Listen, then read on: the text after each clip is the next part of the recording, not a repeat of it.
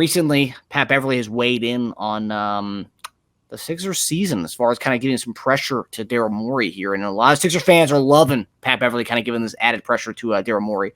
So Pat Beverly on his podcast said, you can't let this year with Maxey, you can't just let that go to waste. Can't let Embiid go to waste. Nick Nurse ain't having that shit. He wants to win at a high level, so you got to make the team better. That's what Pat Beverly said, and he's getting a lot of love from Sixers fans. They love that. And on the Wojnarowski podcast, it was said that Daryl Morey is always big game hunting, but is more likely to make upgrades on the margins. It also said Sixers are in great position to make some more dramatic upgrades next offseason. Good players would certainly love to join Embiid and Maxey. And my question to you guys is, do you think Beverly is talking about an upgrade around the margins, or is he talking about something bigger? And do you think it would be a mistake to wait for the offseason to make these dramatic upgrades?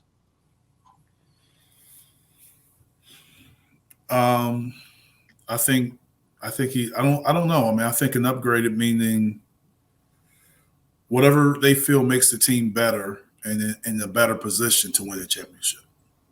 I think that's basically what I'm saying. Let's not try to create a championship team this summer if we have an opportunity right now to create that same championship move. Is it a James Harden type splash? Yeah, I mean, those expectations were there when James came. Yeah.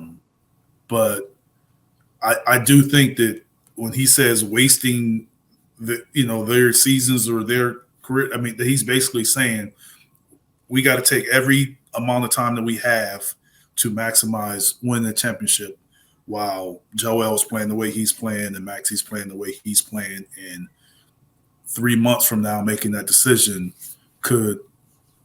why wait is what he's saying. Why wait? If we got an opportunity to do it right now, let's do it. So I don't know how that can look. I'm not trying to say I know how that can look, but I understand what he's asking. I'm just saying what I feel that he's asking or saying.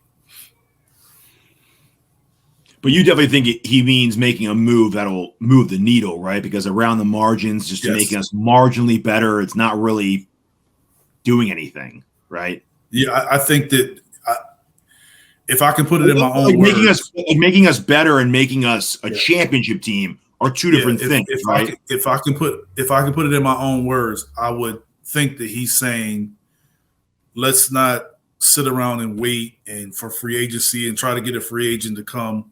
Let's make a move. Let's use these picks. Let's use this cap space and all of these moves that we can make.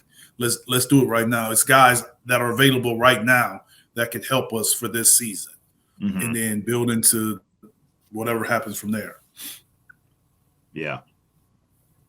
When I heard that, I thought he meant similar. I thought he meant like do something that's going to move the needle enough to A, get us past the second round, B, make us a championship team, either a finals appearance or a ring.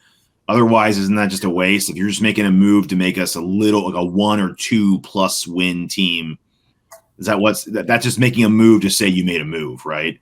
So yeah, it has to be something that's going to put us over the edge.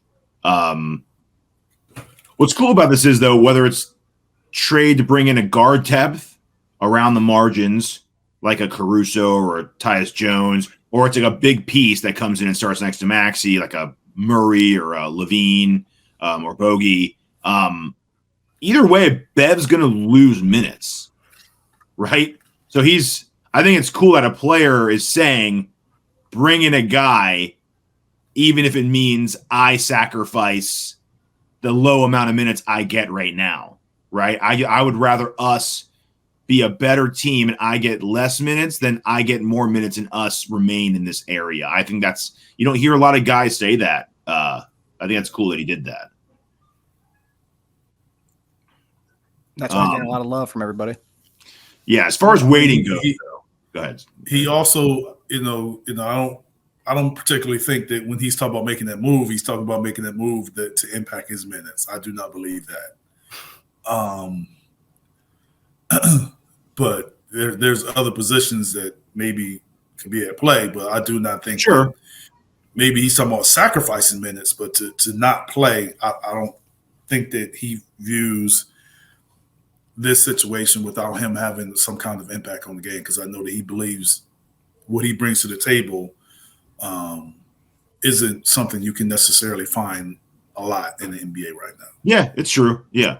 But there's that chance, right? There's a chance of that, especially when there's a chance with any move that someone it's going to have to be sacrifices made from a lot of guys. Well, like if he goes on Twitter and he sees all the names that are attached to us and rumors, I mean, he knows some of those guys are 1 and 2 guards that are going to, obviously if they're bringing him in. And there's 1 and 2 guards that, like, I don't think that Pat Bev believed that Caruso can come in here and do more than he can do with the same opportunity.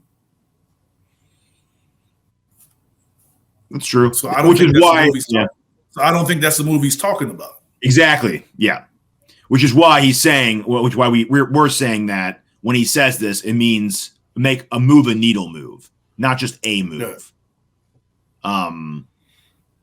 As far as waiting goes, I think you could kind of do both. The whole make a move for this year and beyond, but it goes back to we've talked about this last few weeks, like how they really envision their plan with Melton and Tobias. I think they play a large part because in the offseason, if you want to free up $60-something million, like people have talked about, you'd have to renounce everybody's rights except for Maxey Embiid, Reed, and Springer to have that 50 to 60 million.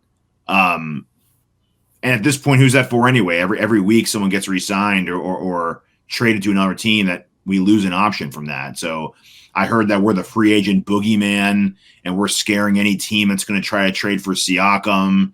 So we're going to wait and overpay him in the offseason and not have him for this playoff run. I think there could be a happy medium here, but it all depends on 2 factors. How bad do you want a player who's currently available? And who do you think will be available this offseason, whether that's a free agent or a future free agent who's maybe, being shopped around by his team, like a Brandon Ingram who's got 1 more year left, but they don't know their plan, right? So they can make a move for a guy who's making like 17 to 25, which does cover a lot of the guys we've talked about, and they could still have like 45 million to spend in free agency, which is a lot of money. So they could still maybe have a little bit of both. You get a guy who can help you this year and still have some flexibility for next year, which is probably why Murray's being talked about a lot more than like Eric, like you said, you don't think he's the best fit, but he keeps coming up in rumors with Philly despite that, because I think his cap number is just so good. It's a good number for us.